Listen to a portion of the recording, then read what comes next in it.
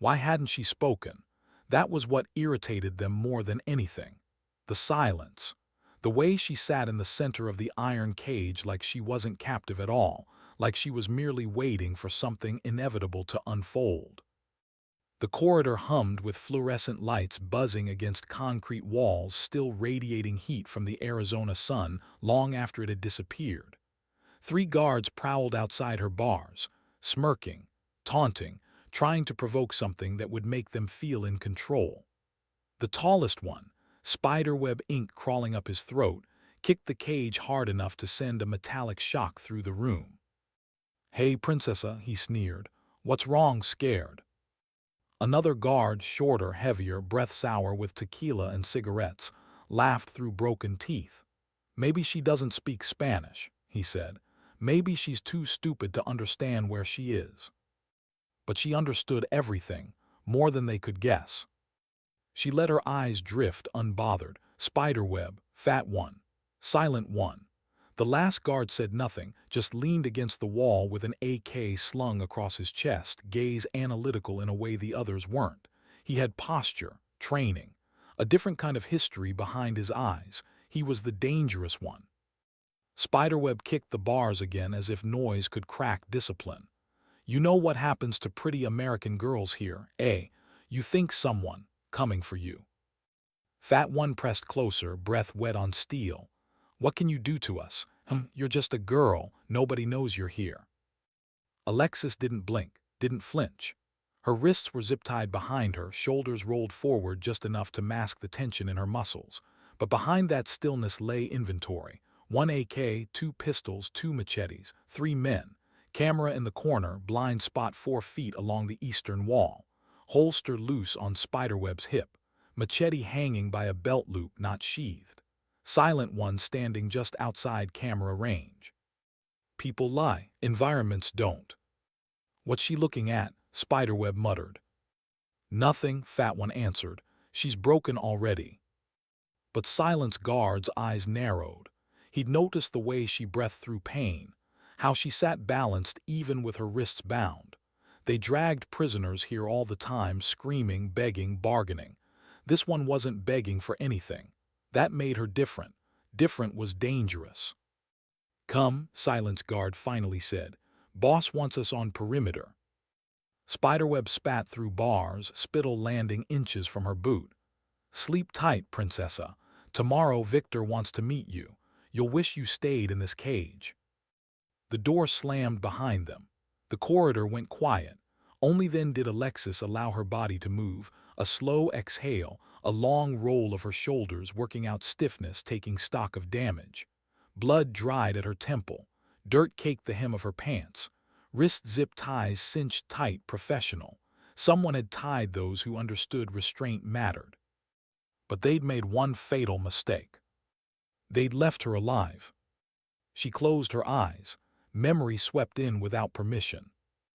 Wyoming, 1996. Tall grass whispering under late summer light.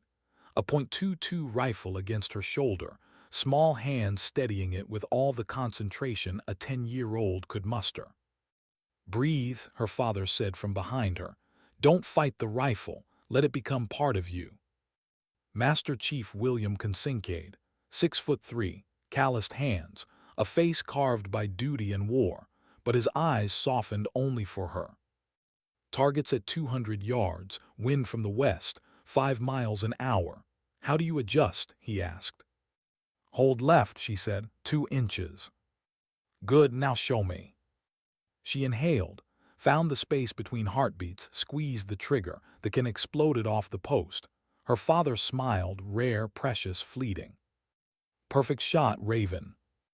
"Raven, not Alex, not Lexi, Raven." "Why do you call me that?" she asked. "Because ravens are smart. They watch, they learn, they remember everything. And when the moment comes, they're deadly." "Like you?" she asked. He paused, looked toward distant mountains. "Like I hope you'll never have to be." Back then she didn't understand the warning, or the burden. 2 years later, he was dead. The memory faded like smoke. Present day returned, hot, claustrophobic, reeking of concrete and fear. Footsteps interrupted the quiet, different cadence. Guards pushed a blonde woman into the cage beside hers, torn clothing, bruised face, eyes swollen from crying. When the guard left, the woman collapsed against bars, sobbing. "What's your name?" Alexis asked, voice calm. The woman blinked. "Meredith Hawthorne." Recognition clicked. Congresswoman Hawthorne's daughter, missing 6 days, the target. "How many guards during the day?" "I don't know, 6, 8, they all look the same." "Food schedule?" "Twice a day, morning, evening." "Cameras, rotation, interference?" Meredith stared, fear and confusion. Who are you?" "Someone who's going to get you out." "Are you with the FBI? Did my mother?" Alexis didn't answer, didn't need to. "There are others," Meredith whispered. "In the building next door, at least 10 women." Intelligence brief said 1 hostage. Reality was 12. Briefings always lied to make missions palatable. "How many total guards?" 40, maybe more." 40 men, 12 hostages, 1 operator with no backup, no extraction, no communications. Most operators would wait for a better hand. But her father once told her a truth most soldiers hated. The right moment never comes. You make it. "When I tell you to run," Alexis said softly, "you run, you don't wait for me. You get those women out, understand?" Meredith shook. "I can't, I'm not." "Yes, you are. Your mother's waiting, and so are 11 families." Meredith swallowed. "What about you?" "I have unfinished business." Before Meredith could ask what that meant, doors opened. Voices echoed.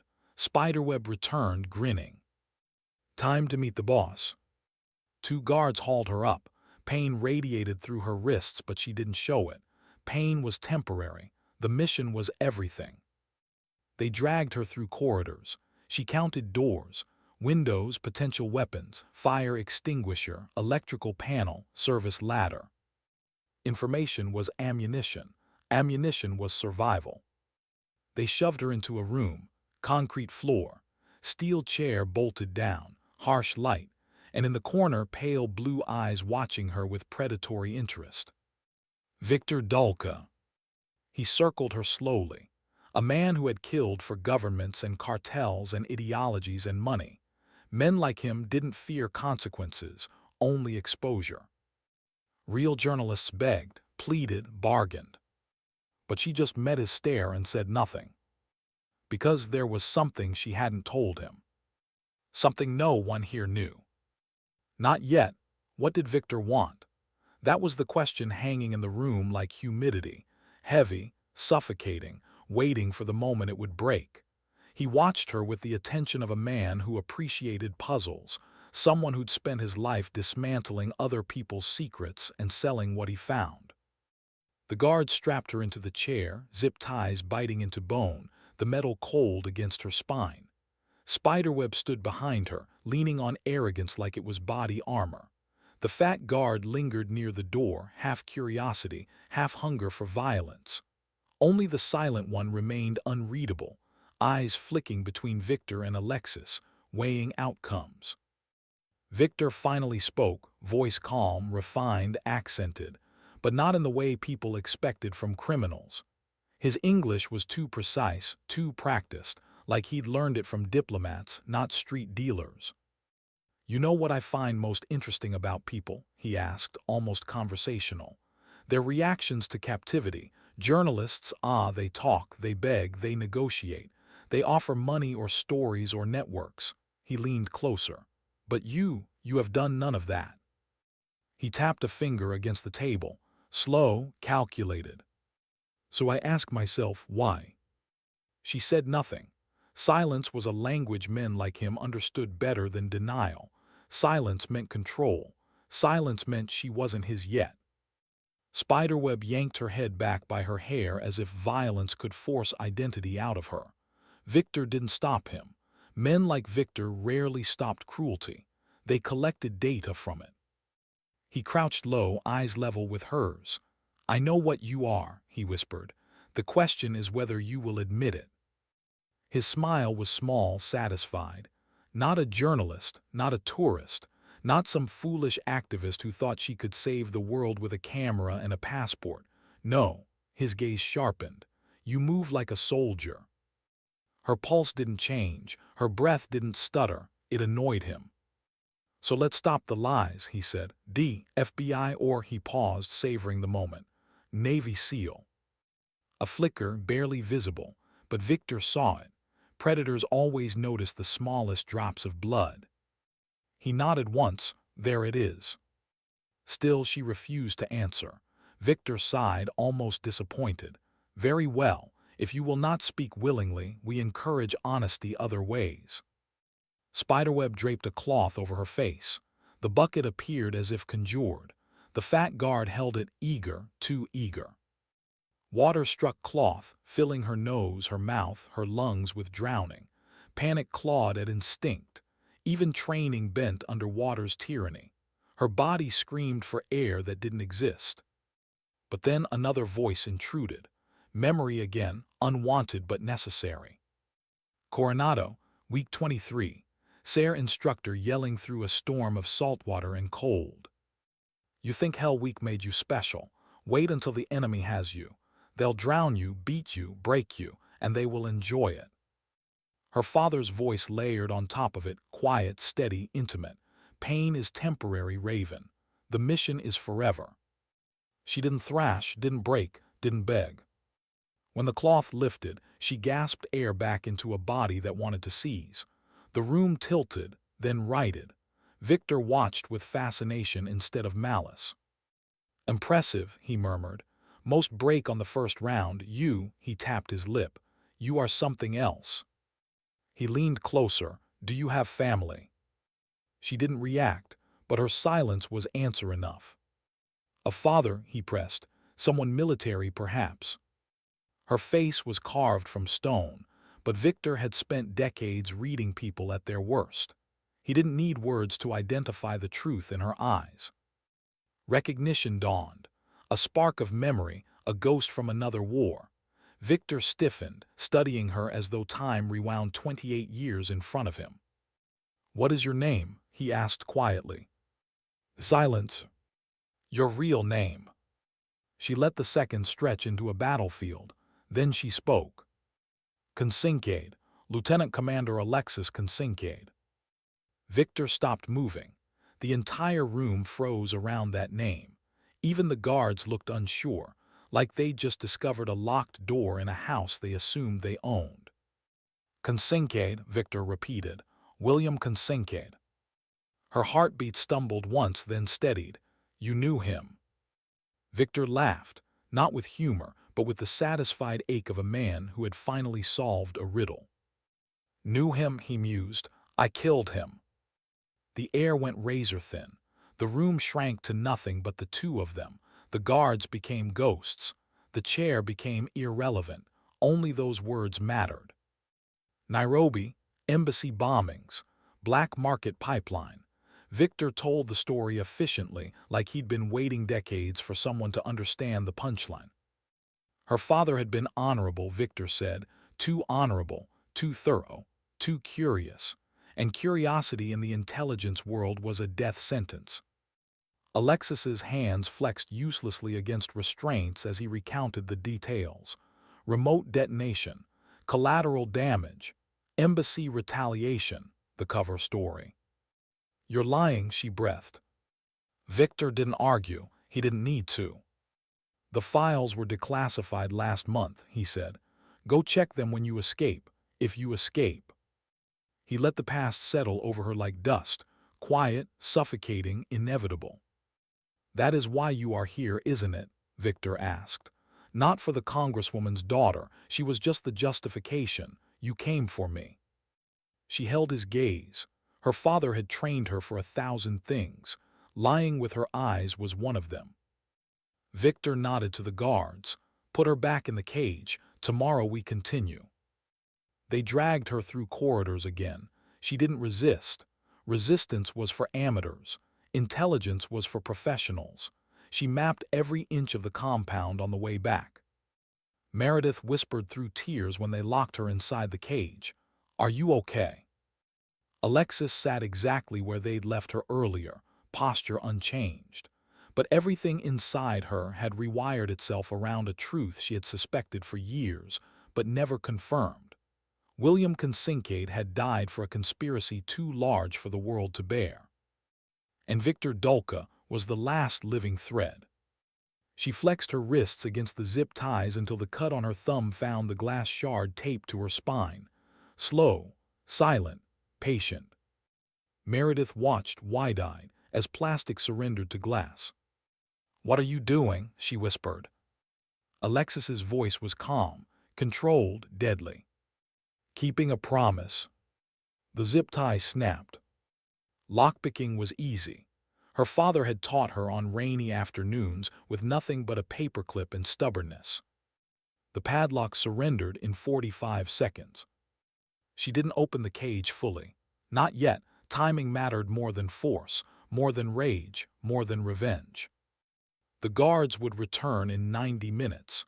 She would be back in position by then.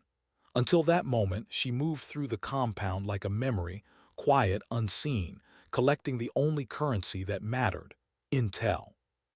Hostages 12, guard rotation, patterns, armory, vehicle depot, blind spots, electrical panel, water lines, roof access, terrain.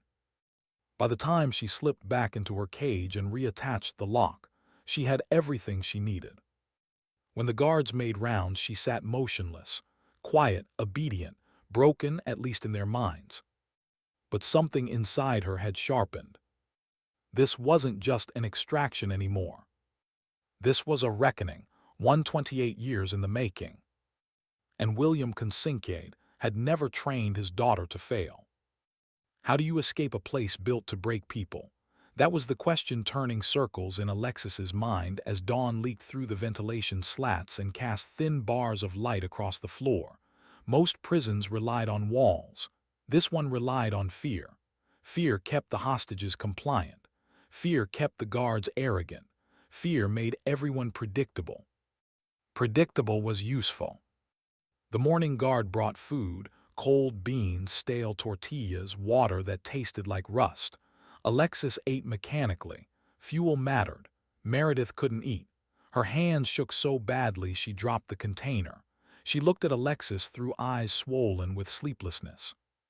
"What's going to happen?" she whispered. "Change," Alexis said. "Soon." Not reassurance, truth, and truth carried weight. At 1400 hours they came for her again. 4 guards this time, not 3. They had learned something from yesterday: zip ties in front instead of behind, firearms drawn. Silent One stood among them, eyes tracking her movements with that same clinical attention.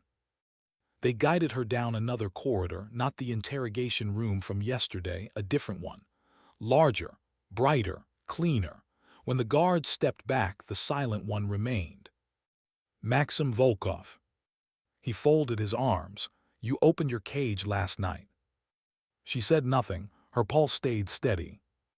"You scouted the compound. You found the other hostages." His voice was still calm, still controlled, but there was something underneath it now, something almost like regret. "I could have reported you, should have reported you. Victor would have rewarded me." "Then why didn't you?" she asked. He pulled a photograph from his pocket, creased, worn, handled too often. A girl, 6, maybe 7, blonde braids, a missing front tooth, a smile bright enough to erase the walls around her. "My daughter," Maxim said. "Oksana, she lives in Kiev with her mother. I send money every month." He put the photo back as if hiding it protected the kid from this place. "I was Spetsnaz, 10th Brigade. I fought in Chechnya, did terrible things. After the Soviet Union collapsed, there was nothing left to fight for except money." His eyes dropped to the floor. "When I look at that photo, I ask myself what Oksana will think when she learns what her father became." Conscience was a luxury soldiers weren't supposed to afford, yet here it stood, wearing a tactical vest and old guilt. "Help me," Alexis said. "Help me get those women out. If I help you, Victor will kill me. If you don't, You'll kill yourself every day you wake up." Maxim smiled, sad, crooked, small. "You sound like someone I once knew, a commander." He said, "Conscience is the price of being human. Smart man, dead man." Then his voice lowered, careful, dangerous. "There is a mole in your command. Someone sent word before you arrived. That's why Victor knew to look for American operators." She didn't react. Reaction was how truths got exploited. "Who?" she asked. "I don't know, but be careful who you call for extraction." The door opened before she could respond. Victor entered with 6 armed guards, guns up, posture rigid, intent unmistakable. The moment the guards filed in, Maxim stepped backward, sliding into the shadows like a man returning to an identity he never wanted. Victor gave her a smile sharp enough to cut. "A lieutenant commander," he said. "I hope you're well rested." He drew a combat knife from a sheath, 8 inches of blackened steel polished from use rather than care. "Your father lasted 12 hours before he broke," Victor said, testing the edge with his thumb. "Let's see if you inherited his stubbornness." The words landed with surgical precision. He wanted a reaction, not rage, not fear, but vulnerability. Trauma made people truthful. Truth made them sloppy. She didn't give him anything. "Before we begin," Victor said, "I should tell you something useful. That congresswoman's daughter you came to rescue, she's being sold tonight. By sunrise she will be on a boat to Syria. You will never see her again." He waited for panic, despair, bargaining. She offered only calculation. That's when Victor saw it, the spark he'd missed. She already knew her chances. She'd already made peace with not surviving. Nothing terrifies a captor more than a prisoner who doesn't fear dying. Then she moved. The zip ties around her wrists snapped with a jerk, pre-cut during the night until they were 1 strike away from failure. Spiderweb reached for his gun. Too slow. She seized the chair she'd been sitting in, bolted enough to give leverage, not enough to stop her from ripping it loose with momentum. Metal cracked against bone as she slammed it into Spiderweb's temple. The room detonated into violence. Fat guard lunged with a machete. She sidestepped, kicked the inside of his knee until it folded inward with a wet crack, then drove her elbow into the base of his skull as he fell. The remaining guards shouted commands in 3 languages, Spanish, Romanian, Ukrainian, but training made them slow, hesitation made them predictable. 2 moved toward Victor, not her. Protect the asset. Always protect the man who signs the paychecks. Victor ran smart. But escape wasn't sprint. Escape was attrition. The big guard, 6'4", muscle layered on training, blocked her path, former military. She recognized stance, center of gravity, weight distribution, intent. He wasn't here for intimidation. He was here because men like Victor needed at least one professional. He went for a clinch, dirty boxing, quick choke attempt. She let him grab her wrist, then used his momentum to drive her knee hard into his groin. He barely flinched. Pain tolerance. Familiar trait. She followed with an elbow to the jaw, felt the crack, but it only staggered him. He drove her to the floor. Concrete knocked the air out of her lungs. Hands found her throat. His weight cut oxygen. Black tunnel vision crept in. She didn't fight his strength. Strength was his world. She attacked vulnerability, thumb straight into his eyes. The scream was primal. Reflex forced him back. She rolled, reversed position, and slammed his head against the floor. Once, twice, 3 times. Silence. The pistol lay 5 feet away. She crawled, snagged it, checked the chamber, one in the pipe. Spiderweb tried to rise. She kicked him back down. Fat guard whimpered against the wall. The others were either unconscious or dying. Then Maxim appeared in the doorway. Not aggressive, not armed. Eyes scanning carnage like a man reading a confession he already knew the ending to. "Jesus Christ," he whispered, "the hostages." "Get them to the vehicles," she said. "Keys in the kitchen, hook on the back door, move. You can't take the compound alone." She didn't answer. Maxim made his decision in silence. He ran toward the cages. She ran toward the war. The Glock barked twice as she cleared the first corridor. Double tap. Movement stopped. Training replaced thought. Her mind entered that quiet space soldiers never talked about, the space between panic and clarity where violence became math. 3 guards ahead, she ducked into a storage room. Let them pass, stepped out behind them. Mozambique drill, 2 chest, 1 head, targets down. The 4th guard got a shot off, round whistled past her ear close enough to heat the air. Her bullet found his throat. He reached for help that wasn't coming.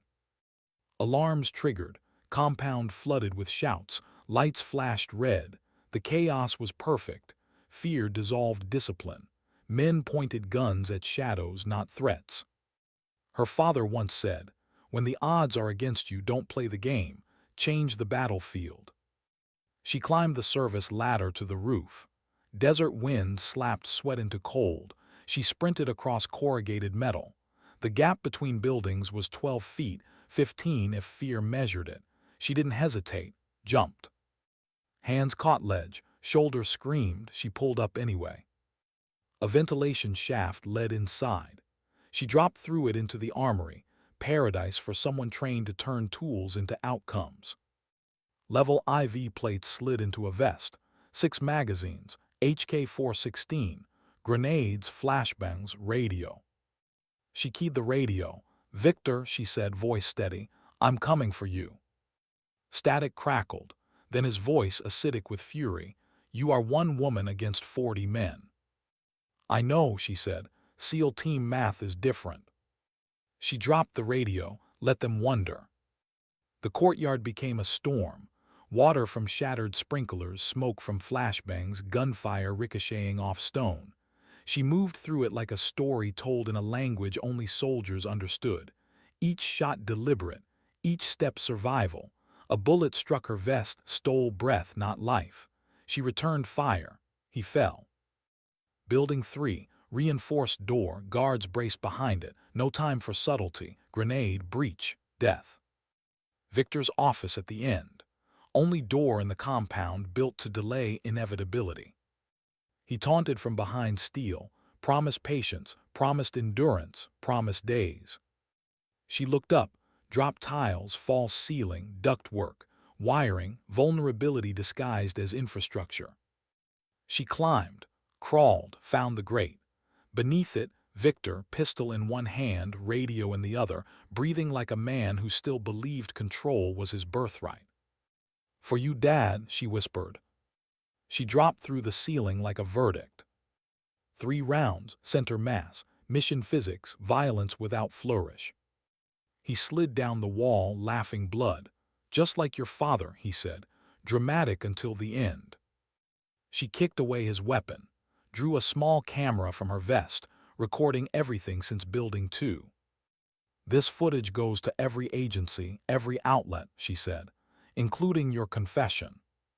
Victor blinked, once, twice. Understanding arrived too late. "Then you win," he rasped. "No," she said, "my father won, I just finished the mission." His final gift was a name whispered through blood. Blackwell. Then he died. She stood there, surrounded by the ghosts of 28 years, felt neither victory nor relief, just exhaustion settling into bone like winter. Maxim appeared again. "The hostages are safe, heading to the border. Meredith is leading them." "Why are you still here?" she asked. "To live long enough to apologize to my daughter." She gave him a direction, a name, a chance. Outside, the compound burned against desert night, orange flames licking a sky full of indifferent stars. Her radio crackled. "Raven, this is Ironside, copy." James Blackwell, mentor, commander, trusted voice built from steel. She answered cautiously, "Copy." "Extraction available, coordinates." She stared at the radio, at the fire, at her father's shadow on the wall of her memory. "Negative on extraction," she said. "I'm going dark."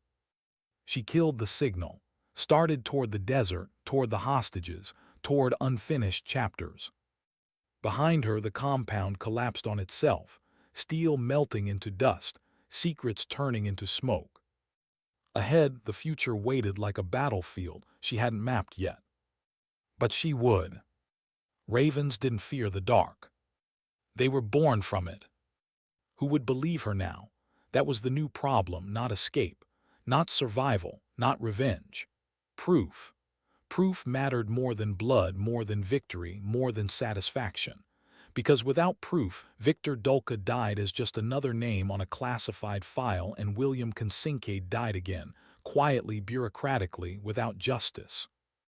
The desert swallowed sound as she walked north, rifle hugged close, vest heavy with steel and adrenaline cooling in her veins. The night wind tasted of ash and gun oil. Behind her, the smoldering compound glowed like a dying sun. Ahead lay silence, uncertainty, and 40 miles of dust before reaching the border. Hours blurred. Time became a negotiation between pain and endurance. Her left shoulder throbbed from the rooftop impact. A bruise across her ribs pulsed with every breath. Dehydration sandpapered her tongue. The desert didn't kill loud, it killed slowly, politely, as if asking permission first. At dawn she found them, the hostages, huddled beneath a rusted pipeline. Meredith crouched in front, arms wrapped around two younger women who looked too scared to speak. Maxim stood a few meters away, scanning the horizon with the posture of a man expecting death. Meredith saw her first. Relief dissolved into disbelief. "You came back." "I said I would." The simplicity of the reply unsettled the women more than promises ever could. They moved at sunrise, slow, silent, purposeful.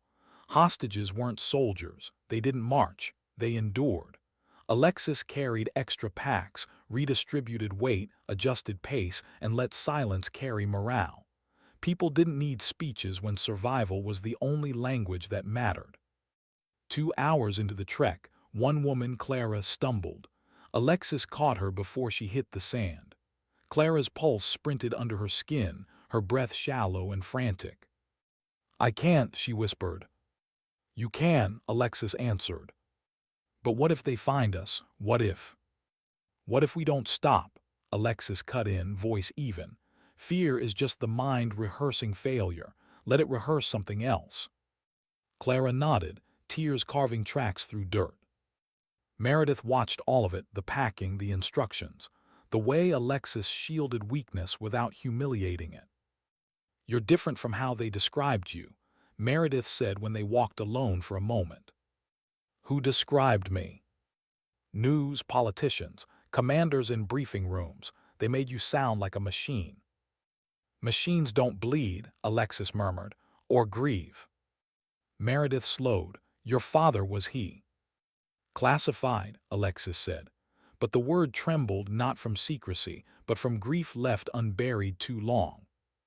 By midday the heat became a force, not temperature, oppression. Sand blistered feet through cheap shoes, lips cracked. Water rationing became math Alexis wished she could ignore but couldn't. 12 hostages became 12 variables. Optimism was a luxury. Logistics were not. Maxim approached with a canteen he hadn't touched since dawn. "Give to them," he said, not meeting her eyes. "You need it too." "I have lived through worse," he said. "They have not." A girl of 18 drained what amounted to courage in liquid form. Her mother mouthed thank you through desperation. They moved again. The radio in Alexis's vest crackled faint, corrupted by distance. "Raven Ironside, respond." She didn't, not yet, not until she was certain. Maxim finally asked, "Why avoid extraction? They would send helos, vehicles." "And the mole would know exactly where to send a kill team," she said. "Trust is earned, not assumed." Maxim nodded, as if the answer validated something personal. At dusk they reached the ridge overlooking the border road. A single ribbon of asphalt cutting through the desert toward a checkpoint manned by soldiers with no interest in humanitarian crises. Traffic moved in spurts, trucks carrying livestock, civilians stacked in pickups. A bus overloaded with people escaping somewhere worse. Alexis crouched behind scrub brush, binoculars steady. Meredith kneeled beside her. What now? We need a vehicle that won't get searched. Like what? Something no one cares about. As if summoned, an old oil truck rumbled into sight, paint peeling, tires balding, rear compartment half rusted. Perfect. The convoy waited until nightfall turned the desert into a rumor. Maxim sprinted down the hill, disappeared behind the truck, and 20 seconds later reappeared behind the wheel. No alarms, no shouts, just expertise born from a life spent earning sins. Hostages piled into the back with fear disguised as cooperation. Alexis climbed into the passenger seat. Meredith slammed the door behind her. Maxim drove, gears grinding like old bones. 10 miles from the checkpoint, the radio crackled again. Raven Ironside, new intel on Victor, respond. She waited. Let the universe decide whether patience was caution or paranoia. The voice shifted, harder, less rehearsed. Alexis, this is Blackwell. I know you're alive. Victor had a failsafe. Files were shared. If you don't check in within 24 hours, the narrative becomes whatever the mole writes. You need to surface. Now. The name lodged under her ribs like shrapnel. Blackwell, Victor's last word. The connection gnawed at logic. Mentor or traitor, protection or manipulation. Who is Blackwell? Meredith whispered. Alexis didn't answer. Instead, she keyed the mic for the first time. Ironside copy. The voice exhaled, relief or performance, impossible to tell. Jesus Raven, report. 12 hostages, all alive. Dulka is dead, compound destroyed, files secured. She paused, then added, going dark again until exfil. Negative, Blackwell snapped. Do not go dark. The agency is already spinning angles. If you don't surface, they'll list Dulka as killed in intercartel conflict and bury the link to Nairobi. You surface, we control the narrative. Control, narrative. The two words she distrusted more than enemy gunfire. Maxim shot her a glance. You trust him? No, she said. That's why we keep moving. They crossed the checkpoint disguised as monotony. Border guards waved them through with all the suspicion of men too tired to care. Miles later, in an abandoned lot behind a gas station, hostages disembarked into waiting ambulances Meredith had somehow arranged through frantic satellite calls and political leverage. EMTs lifted Clara onto a gurney, wrapped her in blankets, fed her oxygen and assurances. Meredith lingered beside Alexis. Come with us. I can't. You saved us. Alexis shook her head. Saving isn't enough, not yet. Meredith hesitated, then said the thing she had been afraid to voice. You're not going to let them bury it, are you? No, Alexis said softly. I'm going to make them say it out loud. An EMT called Meredith away. Alexis turned back to the truck. Maxim leaned against the hood, smoking a cigarette that tasted like regret. Where now? He asked. City, I need a secure line, and a man who answers to no one. Maxim flicked ash into the dust. I know a man. They drove through the night until the horizon bled into electric light, and the smell of ocean replaced the smell of survival. The city was neither friendly nor hostile, just indifferent, which was safer than allegiance. Maxim parked behind a warehouse that looked condemned, but opened into a workshop alive with tools, radio equipment, and old military photos from past wars no one romanticized anymore. An old mechanic emerged, half deaf, half retired, all perception. Spetsnaz, he said to Maxim. Maxim nodded once. American, the mechanic eyed Alexis, SEAL. She didn't confirm. Professionals didn't need validation. They entered a side room where analog equipment hummed with the stubbornness of things built before digital compromise. The mechanic patched a line through encryption older than Alexis, but more reliable than anything the agency currently flaunted. The call connected. 3 rings. 4. Then a voice she didn't expect. Alexis. Her father's oldest friend, Colonel Henry Ross, a man who treated her like a kid at barbecues and like a soldier on the range. She swallowed something sharp. I need intel. I heard the rumors, Ross said. Dulka. Dead. Good, a pause. You uncovered the files. Yes. Another pause. He exhaled through 28 years of silence. Then you know who signed off. Blackwell. Not just signed off, Ross said. Blackwell commissioned it. The mechanic glanced between them as if witnessing history. Maxim tensed, cigarette shaking for the first time. Ross continued, voice unflinching. And if you're calling me, I assume Blackwell is already trying to finish the last loose thread. What thread? You. She closed her eyes. The world steadied into clarity. What do I do? She asked. Ross didn't hesitate.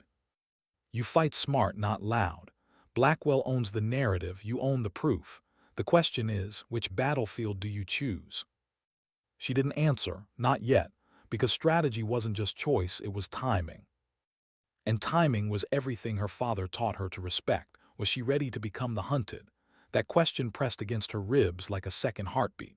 The moment Ross said Blackwell's name, the world she thought she understood folded inward, rearranging its shapes, its shadows, its loyalties.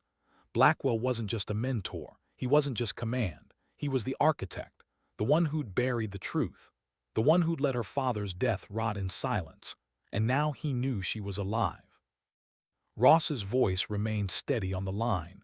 Alexis, listen to me. You're not dealing with another warlord. Blackwell is inside the system. He owns alarms you don't even hear, files you can't access, networks you think are clean. You go loud, he writes the ending. She leaned against the metal table, letting the cold sink into bruised bone. Then I don't go loud. No, Ross said, you go precise. Maxim extinguished his cigarette and stepped out to watch the street, giving her space. The mechanic pretended not to listen, but his eyes flicked up every time Ross said something heavy. Blackwell called me, Ross continued, an hour ago, asked if I'd heard anything about Dulka's compound, said there was chatter about an American operative female off-grid. He's fishing. For me? Yes, Ross didn't dress it up. He never did. You're unpredictable now, and unpredictability scares powerful men more than enemies. For a moment, she said nothing. She just let her father's voice bleed through memory. If they fear you, they miscalculate. If they miscalculate, you win the moment before the fight begins. What's my next move? She asked. You need a safe house, Ross said. Encrypted, non-government, somewhere Blackwell can't track. That's nowhere. There's one place, Ross said, but it's not a location, it's a person. Who? Your father's old partner. Her pulse skipped. That file was redacted. Not to me, he said. I served with him before your father, before Nairobi. She gripped the receiver tighter. Is he alive? Yes, and he's off everyone's radar. What's his name? Ross hesitated long enough to signal danger. Daniel Cutter. Her breath stilled. Cutter was a ghost story SEALs traded at bars, half legend, half warning. A man who walked out of an op in '98 and never returned.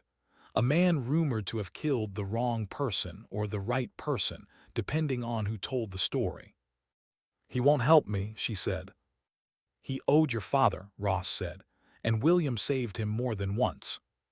She rubbed a thumb over her wrist, feeling the indentation of the zip ties that had nearly ended her yesterday. Where is he? Within reach, Ross said, but Alex. What? Cutter may protect you, Ross paused, but he'll also test you. He hates the system more than he loves revenge. She almost laughed. Sounds familiar. You sound like your father right now, Ross said, and that scares the hell out of me. His unspoken fear hummed through the line. Becoming William meant inheriting the fight that killed him. "Send coordinates," she said. Ross read them off. The outskirts of a coastal settlement 2 hours north. She hung up. Maxim returned from the doorway. "We go." She nodded. They left the mechanic's shop quietly, slipping into early morning traffic as if they belonged to it. The ocean stretched to their left, gray and restless. The wind carried the smell of salt and storms. For the first hour no one spoke. Silence wasn't awkward, it was armor. Then Maxim broke it. "Blackwell is your commander." "He was. He tried to kill you. He will again." Maxim nodded. "Then we kill him first." She appreciated the simplicity, the loyalty. But killing Blackwell wasn't enough. Killing him without exposing him meant nothing. The truth had to survive even if she didn't. "Not yet," she said. A truck full of fishermen passed them. A woman carrying 2 sleeping children crossed the street.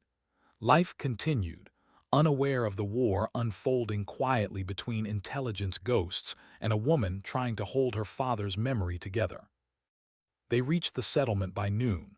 Cutter's safe house didn't look like a safe house. It looked abandoned, with sun-bleached boards, rusted locks, and a porch that sagged under its own regret. But Alexis recognized security when she saw it.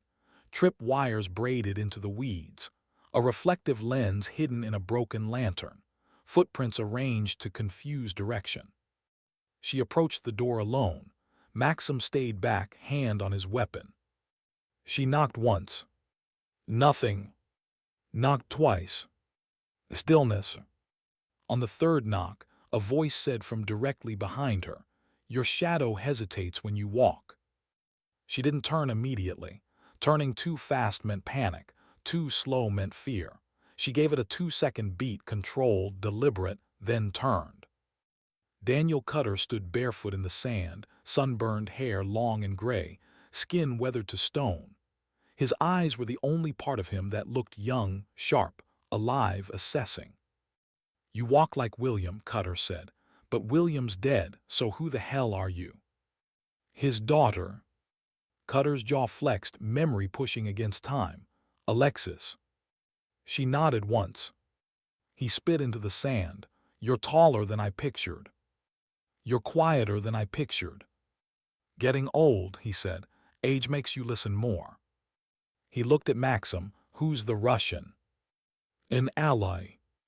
"Temporary allies cause permanent problems," Cutter muttered, then walked past her toward the house.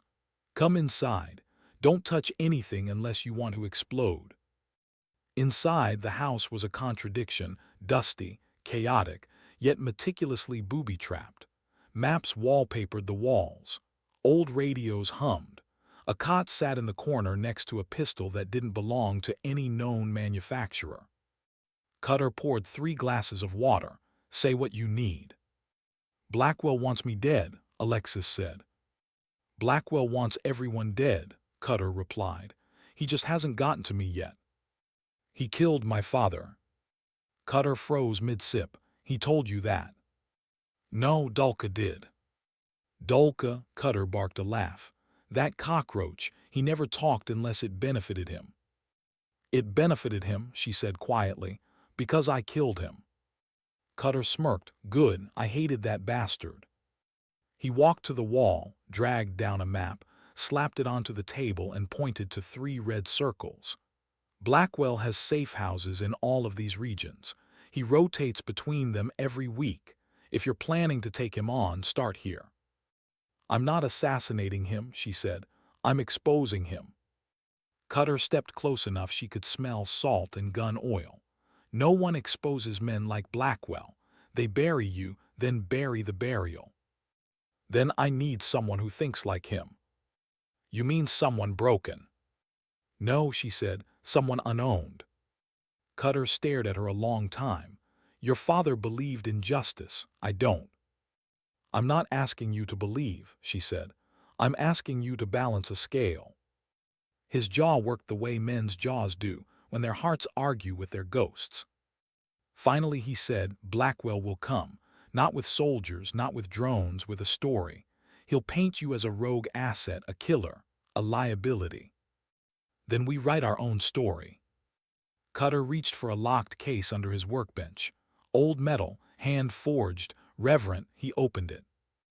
Inside was a stack of files, wrapped in a faded American flag. "These," Cutter said, "are everything your father and I collected before Nairobi. Blackwell never found them." She swallowed. "Why not?" "Because your father hid them somewhere. No one would check." "Where?" Cutter handed her the files. "In the hands of someone he trusted more than any agency." She opened the case.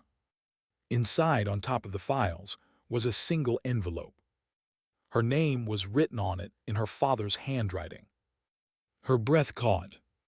Maxim stepped back as if witnessing something sacred. Cutter softened the smallest bit. "He meant for you to finish what he couldn't." She touched the envelope like it might disappear. "What happens when I open this?" "Everything," Cutter said. "Everything changes." She exhaled slowly, hands trembling, fear, grief, truth, duty braided into one moment. Then she opened her father's letter. Why did he wait so long to tell her? That was the first thought that surfaced as her father's handwriting blurred under heat and memory. The letter wasn't long. Her father was not a man of excess words. He wrote like he fought, clean, direct, without waste. "Alexis, if you're reading this, it means I failed to finish what I started. It also means you're old enough to understand why I started it at all. There are men who serve the flag and men who hide behind it. Never confuse the two. The first are worth dying for. The second are worth exposing. Blackwell made a choice. I made mine. If you choose to finish this, do it with precision, not anger. And remember the rule: justice requires survivors. Revenge does not. Whatever you do next, do it with your own name. I love you. Dad." She read it twice, not because she needed clarity, but because her heart required time to accept the voice on the page was real and final. Cutter watched her gently fold the letter back into its envelope, as if she were returning a relic to an altar. "What do the files say?" Maxim asked quietly. Cutter spread them across the table. Dozens of pages, field reports, intelligence briefs, unredacted witness statements, diplomatic cables, CAMCOM transcripts, and one grainy photo of 4 men in suits. The kind who started wars without ever stepping foot on battlefields. Blackwell stood in the center. "Your father traced it back to a weapons deal disguised as counter-terror operations," Cutter said. "Blackwell funneled arms to proxies. Proxies turned on civilians. Civilians became headlines. Headlines became justification for intervention. Profits washed through shell foundations. Everyone got paid except the people who died." "And Nairobi?" Alexis asked. "Collateral," Cutter said. "Diplomatic building had evidence of the pipeline. Blackwell signed off on eliminating it. Dulca executed. Your father got close. Too close." Maxim paced the perimeter of the room like a wolf searching for a gate. "So we have proof." "We have proof," Cutter corrected, "but not reach. Proof doesn't matter until someone with a megaphone shouts it." Alexis exhaled. "Then we give someone the megaphone." Maxim stopped packing. "Who?" "Meredith," she said. Of all the names Cutter expected, that wasn't one. The Congresswoman's daughter. "She's not just a daughter," Alexis said. "She's a political instrument, and now she's a witness. She saw Dulca's operation.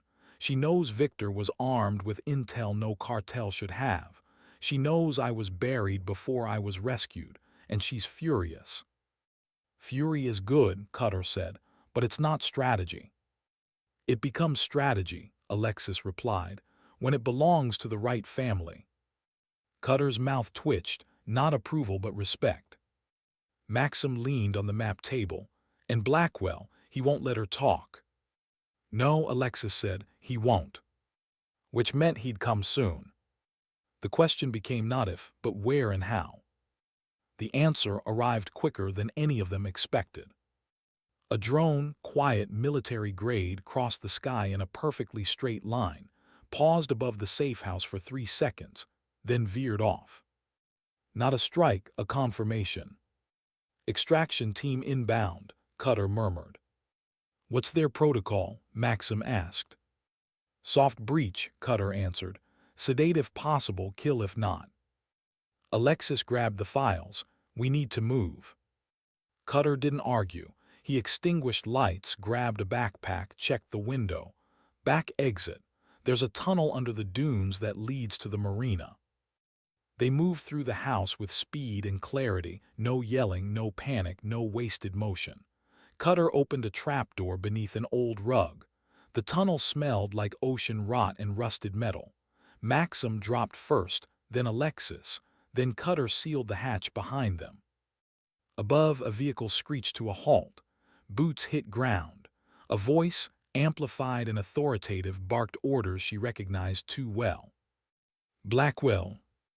As they ran, Alexis let the sound carve itself into her spine. The man who shaped her career. The man who shaped her father's end. The man who was supposed to protect the country, not sell it. Tunnels gave way to sand. Sand gave way to the marina, and the marina dissolved into fog and low tide. Cutter kept them moving until they reached a small sailboat moored between two abandoned fishing vessels. Maxim hesitated. We escape on a boat. We wait on a boat, Alexis corrected. Wait for what? Cutter asked. For the person Blackwell can't kill without proving I'm right. Meredith. 2 hours later, headlights cut across the fog bank. A black SUV rolled down the pier. Meredith stepped out, face raw with conviction and fury. Her mother followed, the congresswoman, expression devastated but determined, spine held together by politics and grief. You weren't lying, Meredith said the second she reached the boat. No, Alexis answered, and they're coming. Meredith turned to her mother. Tell her. The congresswoman's breath shook. Blackwell called me this morning, told me you died in a failed rescue attempt at a cartel compound, said I should prepare a statement. Alexis felt something cold settle in her stomach. A eulogy before a body meant the story was already chosen. Her father would have called it a cover. Meredith wiped her eyes. What do you need? Air, Alexis said, for the truth to breathe. It was Cutter who placed the files in the congresswoman's hands. Don't read them all. Read page 12, then page 20, then look at the photo. The congresswoman did. Tears welled so abruptly she had to brace her hand on the railing. Jesus, dear God. Meredith peered over her shoulder. That's Blackwell. Yes, Alexis said, and the man beside him is Dolka. The congresswoman's breathing turned jagged, not weak, furious. How long have they been burying this? Since before I enlisted, Alexis said. That's 28 years. Longer, Cutter corrected. The congresswoman closed the file, her voice steadied. You're giving me the matches, I'll start the fire. Not yet, Alexis said. There's one more thing you need. What? Blackwell alive. Before anyone could respond, a shot cracked across the water. Maxim shoved Meredith down. Cutter grabbed the congresswoman. Alexis turned, instincts faster than thought, and fired twice into the fog. A figure dropped at the edge of the pier. Blackwell stepped into view behind him. He looked older than she remembered, thinner, harder, but his eyes were unchanged, calculating, composed, convinced he held the ending in his pocket. You should have stayed dead, Alexis. She didn't lower her weapon. You planned that already. Blackwell glanced at the congresswoman. You were never supposed to see that file. You were never supposed to kill my daughter, she snapped. Collateral, Blackwell said. Just like your father was, Alexis. Just like Nairobi. Just like every operation you worked on without reading the layers above you. You sold weapons, Alexis said. You sold wars. I sold stability, Blackwell corrected. You're a soldier, act like one. The system needs shadows to survive. Then step into the light, she said. For the first time, Blackwell faltered, because exposure, not bullets, was the weapon he feared. Alexis, he warned, if you do this, the country burns. She stepped forward, then let it burn honestly. Blackwell raised his weapon. The Congresswoman stepped between them. You shoot her, she said, and I testify on every channel this country owns. Silence shifted the world by inches. Blackwell lowered the gun. Not in surrender. In acceptance. You think the truth saves you, he said. The truth ruins everyone. Only if they're guilty, Alexis said. Blackwell stared at her mentor, traitor, mirror of everything she nearly became, and finally asked, what now? She didn't smile. She didn't celebrate. She spoke with the quiet authority of someone who had seen too much to enjoy victory. Now we speak. The hearings took months. The files became evidence. Meredith became testimony. The Congresswoman became the megaphone. Blackwell became the cautionary tale no one dared bury again. Maxim took a flight to Kiev and never returned a message. Cutter disappeared into the fog the way ghosts respect endings. Ross sent a single letter. Proud doesn't cover it. On a quiet Wednesday morning, Alexis walked the pier alone. The ocean didn't celebrate her. The country didn't thank her. The world didn't change in a way anyone could see. But her father's name was no longer buried. Sometimes that's enough. Sometimes it has to be. The wind chilled. She closed her eyes. Justice wasn't loud. It wasn't triumphant. It wasn't cinematic. It was a burden carried silently by people who refused to look away.